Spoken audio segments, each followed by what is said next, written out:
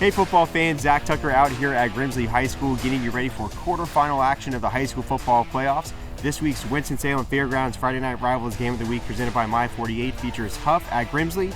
It's time to go inside the headset with both coaches. Now joining us now we have Whirlies head coach, Coach Brown. Coach, Whirlies 13-0 right now. Going into the playoffs, you have played 3 games so far, averaging about 54 points per game while holding opponents to about 12 points per game. What's gone right for Grimsley so far? Well, just our guys have really prepared the right way, and they kind of understand where we're at in this point of the season, and that everyone's worthy, and that we have to make sure every Friday night that we're playing our best, and that requires everybody doing what's asked out of them, and our guys have been willing to do that, and they've met every challenge so far, and we got a big one this week, but we're excited for it. Is there any sort of team motto or words that you guys are using for inspiration for just to kind of spark those moments as needed throughout games? Yeah, I mean, nothing really throughout the game, but one of the things that we do talk about is kind of remembering the one, and that one being our defeat last year in the 4th round to Weddington, who, again, was a very worthy opponent and a worthy champion. So, we've got a lot of guys that played that night and was a part of that game, and our team, are setting out to, have a different ending this year. But we understand that there's huge challenges along the way, and like I said, our guys are excited for preparing and getting ready for Hough. Now, as you mentioned, Hough, a familiar opponent, a team that you guys actually played in the playoffs last season. Let's kind of step back to that game a little bit, kind of a back and forth boxing match, if you will, both teams kind of exchanging blows. Grimsley was able to pull off the win by a touchdown in that game. What were some of the things that stood out to you about that game? Well, just a lot of the similarities of this year. I mean, they're super athletic, very fast and aggressive on the defensive side of the ball, a lot of playmakers on the offensive side, and Hough's very similar this year, the same way. So, again, it's going to require our best, and our guys understand that, and I like our football team, and I believe in our kids, and it ought to be a great game.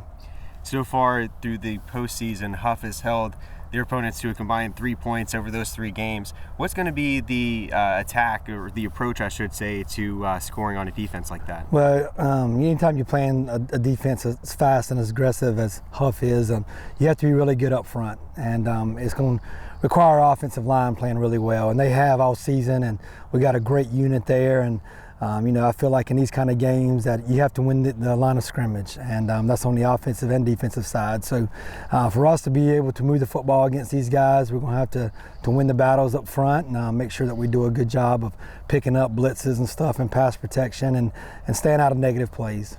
Now, a lot is on the line on Friday night, and of course we will have the game broadcast on My 48 all across the Piedmont Triad, on our website, Facebook pages as well. How big of an opportunity is this for your program? Yeah, well, I mean, our guys have played in a lot of big games over the last 4 or 5 years, and this is no different.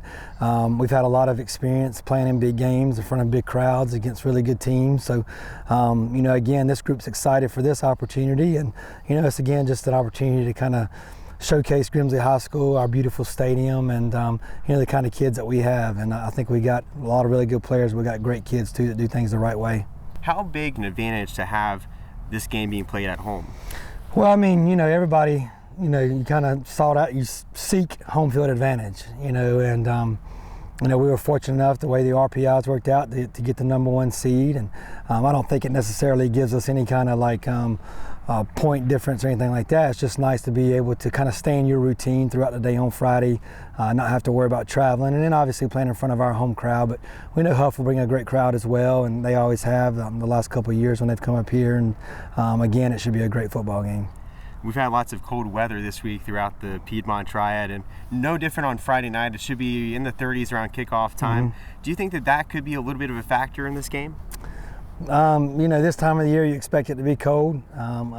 Hough's played in those conditions the last couple of weeks as well as we have, and I think both teams are probably acclimated to it a little bit now. And when you kind of get playing and you get in the flow of the game, really the weather doesn't become an issue so much. And we talked to our guys a lot about controlling the things that you can control, and the weather's not one of them. So we'll be focused on our play.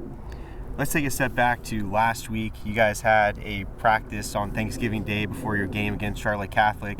And pretty neat opportunity too, because after that practice, you guys were able to eat a meal with the entire team. What was that like?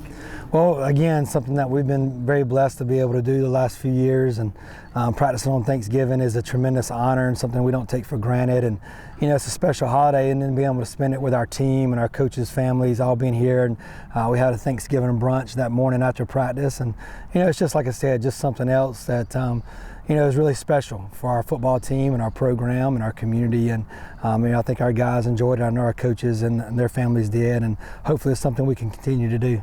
It's kind of hard to believe too that Thanksgiving is already come and gone, and Christmas is the next holiday up. Have you already had some time to set up those Christmas decorations? Well, my wife's done a lot inside the house. My job's always kind of doing the lights and stuff outside, and been a little busy, you know, been here all the time, and then our weekends are filled with game planning and watching film, so I haven't got to the decorations on the outside, and my children are kind of begging me to go ahead and get that done, so hopefully I can get to it some maybe this weekend. Well, what's your final message to all the Whirlies fans out there before kickoff on Friday? Well, we need them here for sure. I know the weather's going to be cold, but you know, it's always a special night. You know, just playing football in December, something that a lot of teams don't get to do. So we'd love for our community, our student body, obviously, to be here, and we always count on their support. Awesome. All right, well, thanks so much for your time today, Thanks, Coach Brown. Zach. I appreciate you. it. Yes, sir. And good luck on Friday and the rest of the way this postseason. Thank you. All right, well, for more Inside the Headset content, subscribe to the ABC 45 YouTube channel.